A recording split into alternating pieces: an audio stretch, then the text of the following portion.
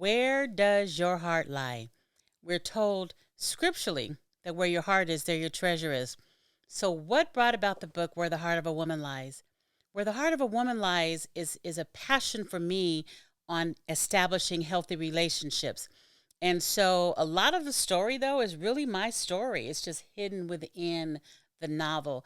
I think when you're an author, when you write from experiences as well. So while there may be a bigger fiction novel, the stories are real life. The issues that we face are real life.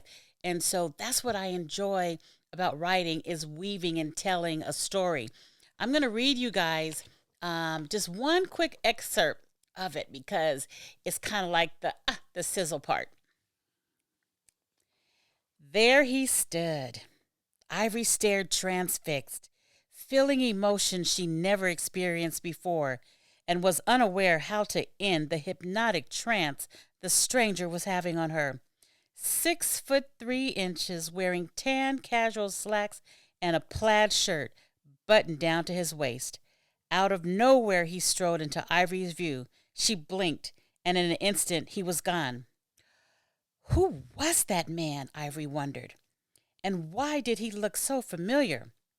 Ivory nervously laughed to herself as she tried to regain her composure. Her mind was playing tricks on her. Get a grip, girl, she scolded. The last thing you need is a mental breakdown.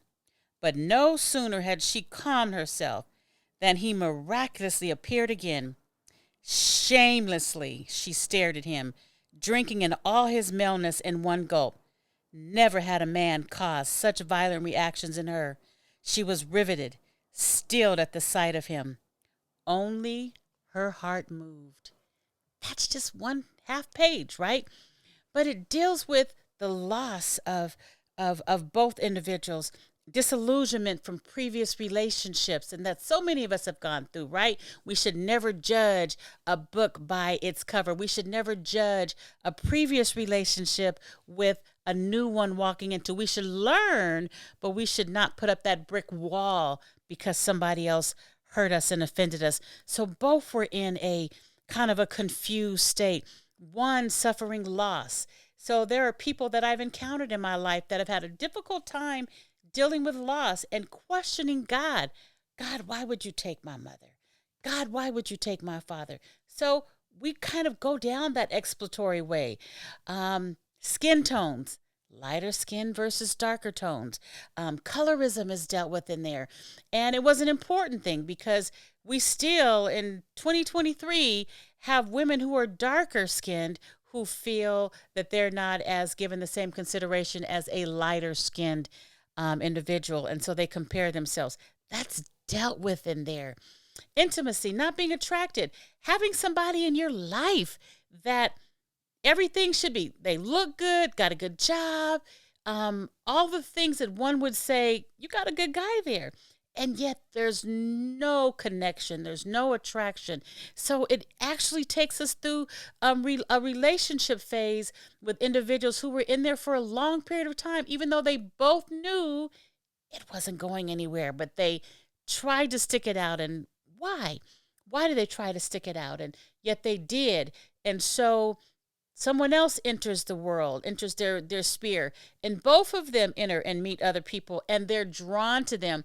The purpose of that conversation is not everybody who comes your way is who you are meant to be with, or that you should feel bad about it. It may just not have that connection, and that's okay. But own it and realize it. If it don't fit, don't try to force it. And that's part of the conversation that takes place. Failure to communicate. Biggest issue in relationships is folks who they don't communicate. I'm thinking this, she's thinking this, we don't convey it. I saw something, I don't address it, I don't deal with it. He saw something, he doesn't address it, he doesn't deal with it. But then they simmer and seethe and their minds play tricks on them and they start having all of this anger and resentment because they didn't communicate. So it's all of these different things, right? That really kind of haunt us in our relationships. And yet it's really, they find that as they communicate and begin sharing, they begin to learn each other. They begin to understand each other. You can't really know somebody unless you talk to them. You can't really understand somebody until you've walked in their shoes. You can't begin to really love somebody until you can embrace that whole person, right? Their goals, their dreams, their aspirations, their desires. All of that is a part of who that person is.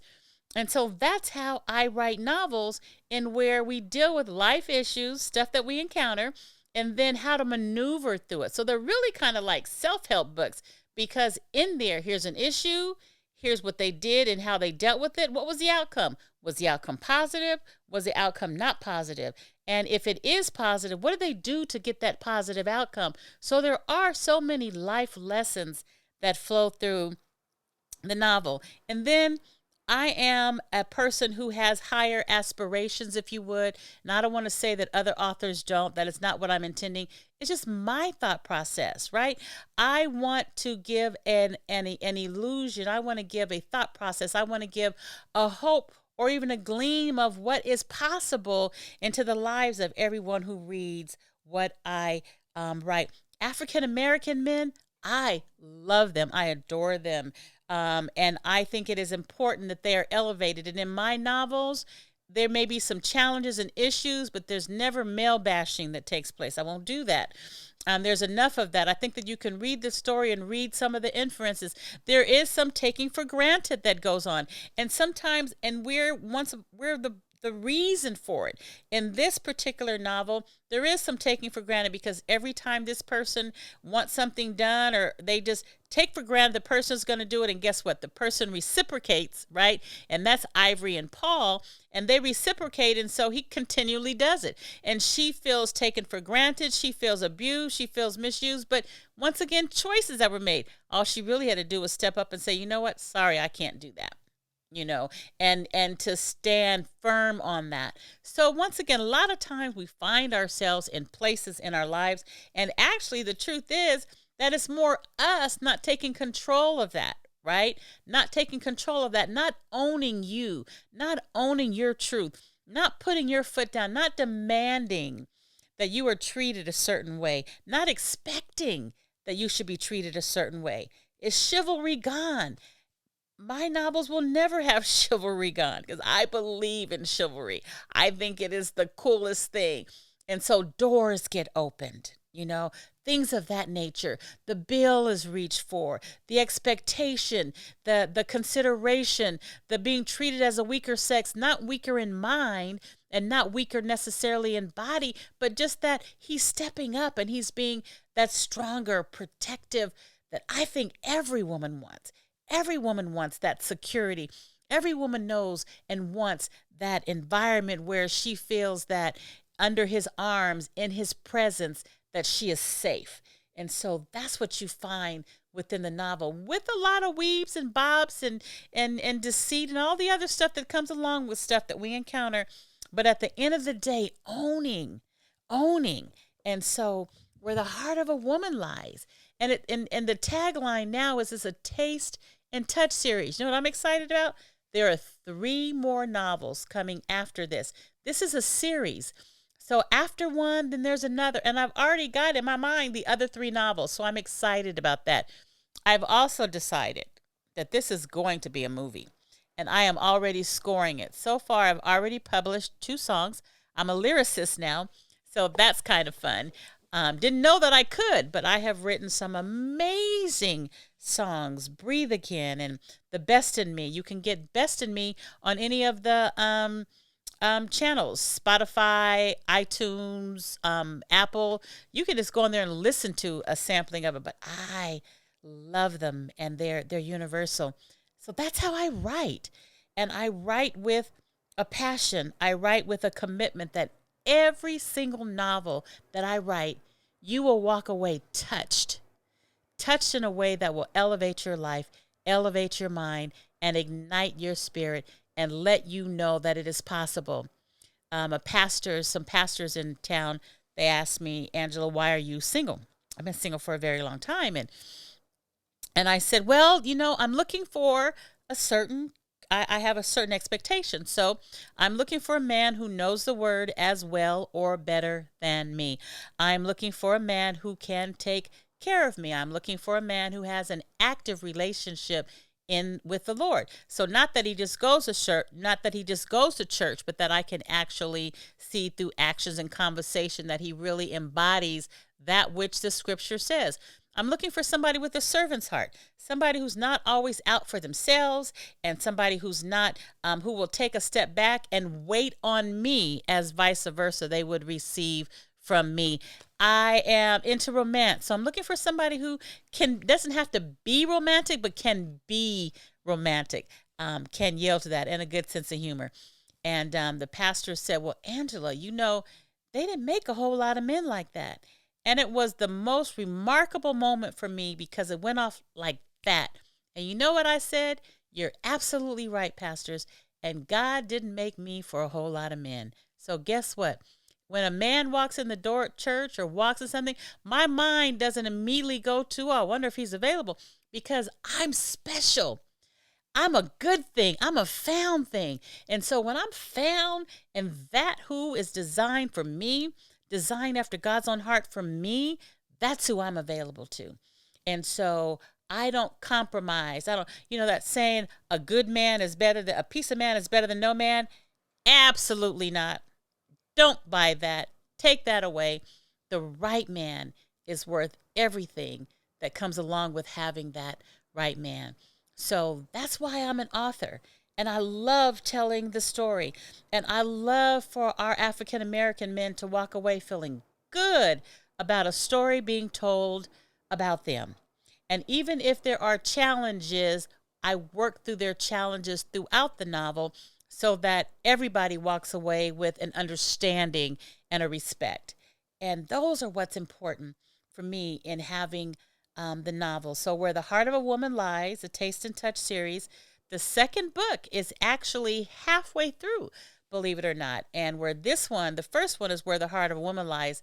The second title is going to be Where the Heart of a Woman Dwells. So I'm excited about that. And there's mysticism in there. There's so many things said biblically that the past, those who have passed, do not come back to us. And there's so much controversy there. And I allow and accept that the Bible has not told us everything. We have enough in there to know how to live godly and how to make it to heaven. But everything that God has done allowed, there's no way that we could be so full of ourselves to believe that within the confines of that Bible, everything about God is in there. And so there's mysticism in there. And there's mysticism because I've had people, you guys, who've come to me. And they've come to me and they have told me that they felt as though they were revisited. My niece, it's not a voice, but my father passed away a couple of years ago. And every single day at 4:42, her eyes are drawn to her watch. And every day she says, hey, Pawpaw, he's been gone, but every single day. I know my own mystical experience. Oh my God, it was years ago, but I just knew somebody was just talking to me when I was in the shower. And it just was, and I was tripping because I don't go there. I am not that person. So I've allowed for that I went through. And I actually had the conversation with who the person was talking to me about. And when I asked him his grandmother's name, I don't even remember what he said because that wasn't the name that she gave me. And when he said, but we all called her Little May, that was what she was saying, who she was to me. Now, once again, that's just my mysticism moment. I don't take anything away from anybody. I don't knock anybody, but I allow for everybody's senses to be awakened to warmth, to compassion, to understanding, to love, allow them to cry, allow them to get quiet, allow them to question, allow them to reevaluate. And that's what life really is about, is taking stock in who we are, what we've been through, where we're going, what we want to accomplish, and then basking in that. And that's where the heart of a woman lies will leave you. That's where it will guide you. That's what it will excite you about. And it'll leave you waiting with bated breath for the next novel. Blessings to you guys.